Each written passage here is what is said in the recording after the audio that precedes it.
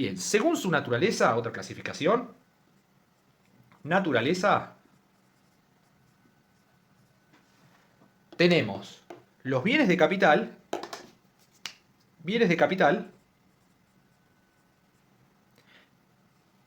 y los bienes de consumo.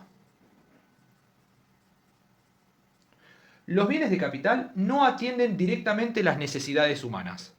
Por ejemplo, una herramienta es un bien de capital, no atiende directamente ningún tipo de necesidad humana. Los bienes de consumo se destinan a la satisfacción directa de las necesidades.